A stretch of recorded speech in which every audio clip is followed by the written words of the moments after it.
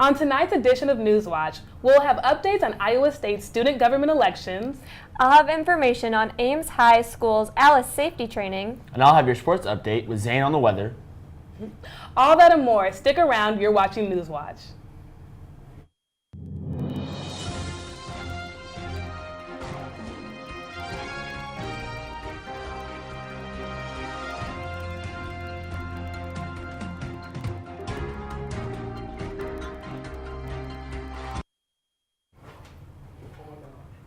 Good evening, and welcome to the February 20th edition of Newswatch. I'm Lisa Greenwood. And I'm Jessica Enwesi. Thank you for joining us.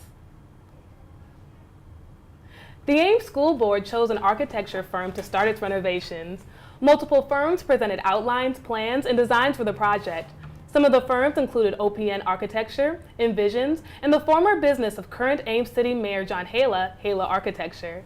After much deliberation, the board decided on OPN Architecture. The chosen firm pledged to work closely with the community and investors in order to see this project come into fruition. Almost a week after the Parkland, Florida shootings, Ames School District is looking at ways to prevent a similar incident from occurring. All district staff members have received standard ALICE training. ALICE stands for Alert, Lockdown, Inform, Counter, and Evacuate.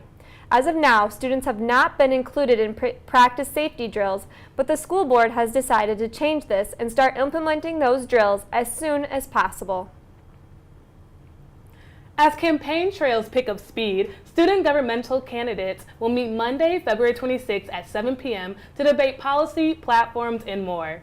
Presidential candidate Julian Neely, a junior in journalism, and Benjamin Whittington, a sophomore in political science, will discuss their views on multiple topics including campus climate, the impending budget cuts, and diversity initiatives.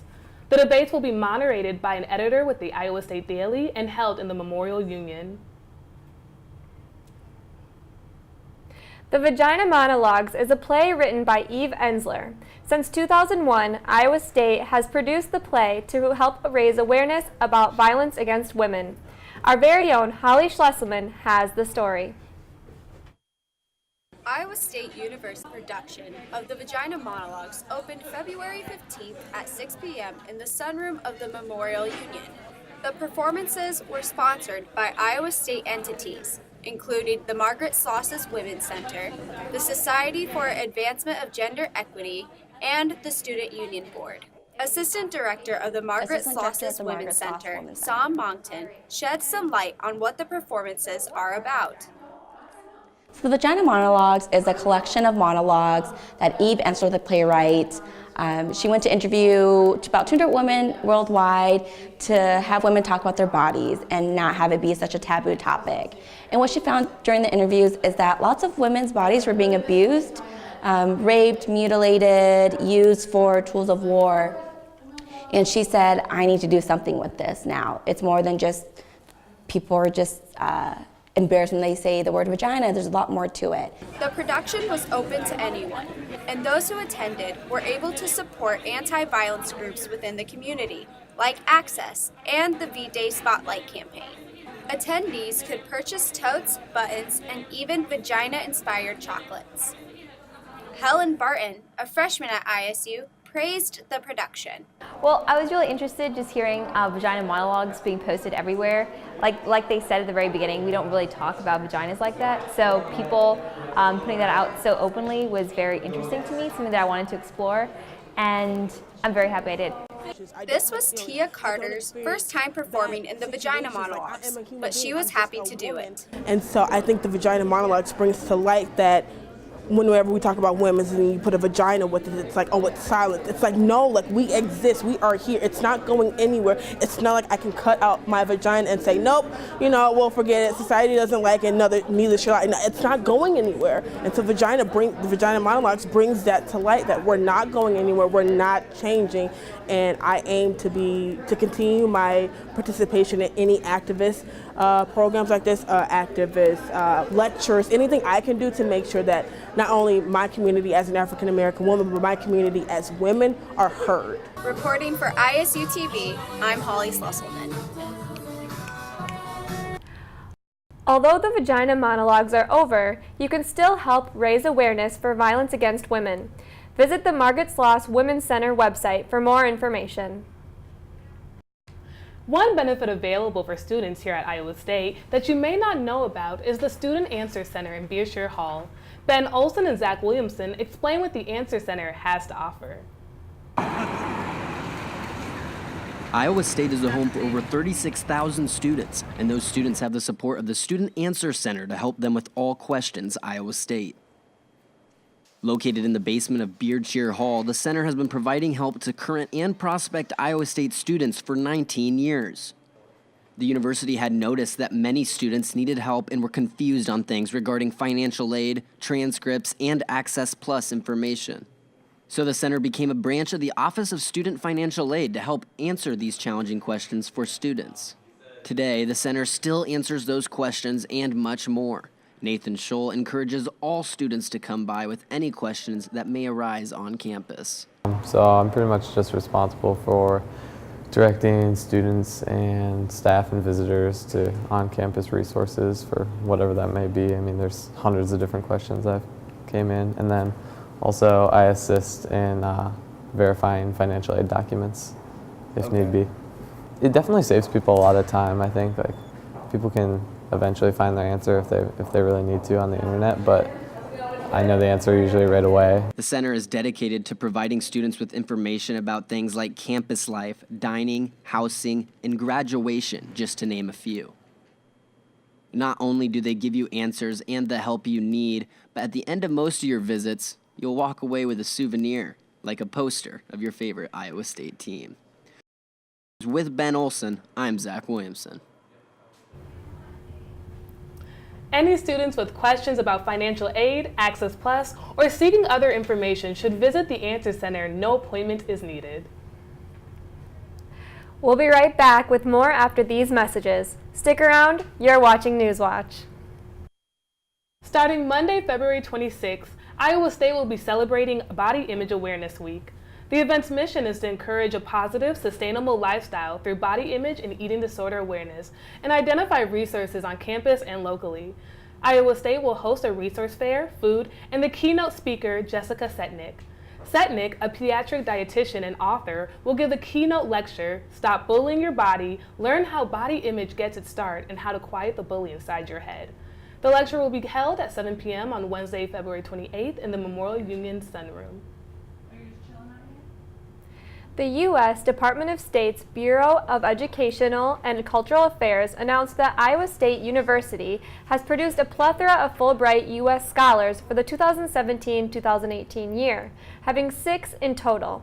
The Fulbright program is a U.S. government international educational exchange program that helps fund students and teachers to go overseas to teach or conduct research. In a paid partnership with the Iowa Department of Transportation, a new virtual reality simulation has been designed at Iowa State University that will show Iowans what the new I-75 Mississippi River Bridge will look like after it's been finished. Using either a computer screen or a headset, users will be able to see and experience the bridge that is currently being built between Davenport, Iowa and Moline, Illinois. They will be able to walk across or drive across the bridge, as well as learn about the federally protected mussels that live in the area of the river. The bridge is projected to be completed in the year 2021. The trial is set for the Nevada man who was arrested for the death of his infant daughter. The date of the trial is set for April 3rd. 29-year-old Calvin Curtis White was arrested February 2nd and was charged with first-degree murder and child endangerment. Both of these charges are punishable by life in prison. White remains held in the Story County Jail on a $1 million bond. After indicting 13 Russian nationals last week, Special Counsel Robert Mueller's investigation has zeroed in on another governmental official, the president's senior advisor and son-in-law, Jared Kushner. Sources close to the investigation believe that the inquiry concerns Kushner's relationship to former disgraced National Security Advisor Michael Flynn and Kushner's attempt to secure prohibited foreign investors for his New York commercial property, 666 Fifth Avenue. Although previously questioned in November, Mueller is expected to interview Kushner in the following weeks. A 7th grader is currently in the hospital after shooting himself inside an Ohio middle school bathroom. Authorities are unsure if the shooting was intentional. According to the police, the 7th grader's backpack also contained a device meant to cause a distraction. The Jackson Township Police are working on finding out how the boy obtained the gun. Students across the country are dominating the national debate of gun control. The youth-led advocacy branch of the Women's March, Empower, has called for students, teachers, administrators, parents, and allies to participate in the national 17-minute walkout on March 14th at 10 a.m. The students of Marjorie Stoneman Douglas High School in Parkland, Florida, are planning a march in December in Washington, D.C., taking place on March 24th, called the March of Our Lives, encouraging students across the country to participate and help encourage the conversation with their representatives. After it was released on Friday that 13 Russian nationals have been indicted by a federal grand jury with charges of interfering in the 2016 presidential election, some states have opted for paper ballots during the midterm elections. The Department of Homeland Security claimed that these Russian hackers had targeted election systems of 21 states prior to the presidential election, but there is no evidence yet of any votes being changed. Don't go anywhere. We'll be right back with sports from Malcolm Gibson. Welcome back to Newswatch. I'm Malcolm Gibson with your sports. The Iowa State men over the weekend dropped their 13th game this year, drawing to a 500 record on the season. The Cyclones get a chance at redemption tomorrow as they play host to the Horned Frogs of TCU. TCU got the best of the Cyclones nearly a month ago at Fort Worth, beating Iowa State by 23. The Cyclones will be without forwards Solomon Young and guard Nick Weiler-Babb due to knee injuries. We here at ISU TV hope you boys make it back on the court swiftly and get to 100% as soon as possible. Tip-off is at 7 p.m. for the Cyclones. Do not miss it. As the men defend Hilton Coliseum, the women's team will be on the road to take on Boomer Sooner in a Big 12 matchup. The Cyclone women are looking to pull off a victory in Norman, Oklahoma for the first time in over 4 years. The last time out, the Cyclones defeated the Red Raiders to complete the series season sweep. The ladies were led by none other than Bridget Carlson, who loaded the stat sheet with 25 points, 25 rebounds, 2 assists, and 2 steals. This game can be proved to be an event one for Bridget as she looks to move up to 17th all-time in scoring here at ISU. She only needs 10 more points to pass Pat Hodgins, who sits at 1,284 points. In addition, Bridget is 29 points away from moving to the top 10 all-time in points in one season here at Iowa State. The women tip off at 7 p.m. tomorrow night. We now look to take a dip into the pool as the Cyclones swimming and diving team prepare for the 2018 Big 12 Championship. This year will be hosted at the University of Texas and will take place Wednesday through Saturday. The Cyclones, who placed third last year, will rely on senior Mary Kate Lundy and junior Harry Rugelmore, who both received all-invite team last year. On the diving boards, the Cyclones are led by redshirt sophomore transfer Dana Liva, who currently holds the 7th best 1-meter dive in school history with a 294.3. The finals will start 6 p.m. on Saturday. The NBA's best players came together at the Staples Centers in Los Angeles for the All-Star Game. This, quote, playground pickup style, unquote, was for the first time in the NBA, following the NFL, who had done it the same style in 2015. The Team LeBron faced Team Stephen Curry in a game that went down to the wire. For the first 45 minutes, the fans saw the fast break, deep threes that we all see in the All-Star game. But for the final 3 minutes, they were able to live up to hype as LeBron James willed his team to a victory, shutting down Steph Curry on the final possession and stealing the All-Star game with MVP with 29 points, 10 rebounds, and 8 assists.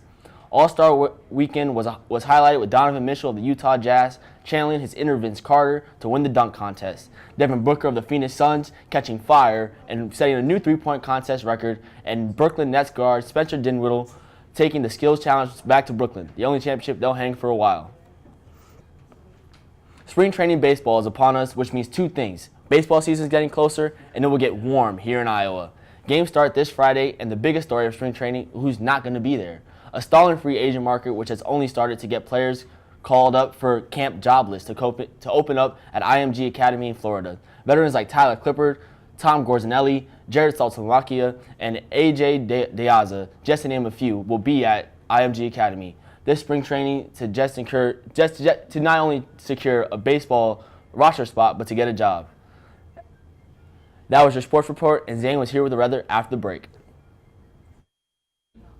Welcome back to Newswatch. The weather's outside is a lot calmer right now at this hour than it was last night and this morning. No freezing rain, no ice, except for the ice that's still out on the sidewalks and roads. 18 degrees here in Ames right now. It's finally cleared off the interstates, so you don't have to worry about that driving at least. We do have a pretty strong north-northwest breeze at 14 miles an hour right now. That's really dragging down your real feel temperatures. Wind chills, single digits across most of Iowa. Northern and northwestern parts of the state are feeling like below zero wind chills at this hour, so pretty chilly. Wind speeds, this is the reason, all right? We got winds coming in from the northwest across the state, 21 miles an hour up in Mason City, 13 up in Spencer right now. Our satellite picture, all of that freezing rain and snow is off to our south and east now. That system's moving on out. We just have some clouds that are slowly moving out of the state at this, and we're going to slowly cool off as we get into the overnight hours. Big picture wise here, you can see that system that they've actually had a lot of flooding concerns to our east. In Illinois and parts of Missouri and down to the south, there's been some severe weather, so it's quite a potent system that's been across the middle part of Iowa. So as we move into tonight, we're going to time this out on Futurecast. We're starting here at 11:30, clouds moving out of Iowa, and then we'll clear out as we get into Wednesday. Clear skies, high pressure, it'll be pretty calm, a little bit chilly out there, but otherwise nothing to worry about weather-wise. We get into Wednesday night into Thursday is when we'll start to have those clouds build back in. Another system will come in out of the south, and that'll bring us some chances for light snow showers. We get into early on Thursday morning, and then chances of rain on the backside of this system when we get into later on Thursday into Friday. So you have to keep an eye on that over the next couple days. Tomorrow, though, middle parts of Iowa will get to around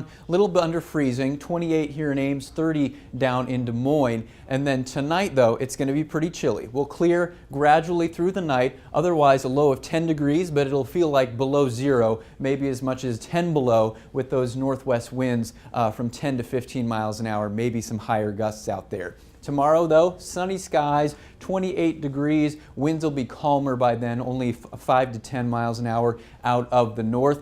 After Wednesday, Thursday, there's that chance of snow transitioning into a kind of a wintry mix later on in the day on Thursday, high of 31. Calm on Friday. Saturday, another chance of mixed precipitation comes on in, and then we calm down and kind of moderate as we get into early next week. Stay with us. We got more Newswatch coming up after this. A California native, Liz Swaney, is competing under Team Hungary at the Pyeongchang Winter Olympics. She came in last place this week during the women's skiing halfpipe after performing no tricks. She has done everything she needed to get to this point at the Games and claims that this is not a publicity stunt. Fellow athletes say they do not have an issue with her here, with France's Marie Martinat, a halfpipe silver medalist in Sochi, saying it's just a game. Just a chance to share stuff and be able to see the whole world come together for once. Marvel's Black Panther broke records this presidential weekend after grossing more than $200 million domestically over the three-day weekend. The film, which received a 97% on Rotten Tomatoes, is projected to reach $404 million plus worldwide by Tuesday. However, Black Panther has not only shattered box office records, it's also the highest grossing film to be directed by an African-American director. The superhero film opened in over 4,200 theaters and was met by a diverse audience. In a time when many are calling for the diversification of Hollywood, many hope the film's high revenue will positively impact the industry. And that's all we have for tonight's edition of Newswatch. Be sure to stay tuned on this Thursday for more news, weather, and sports. Have a fantastic night, Ames.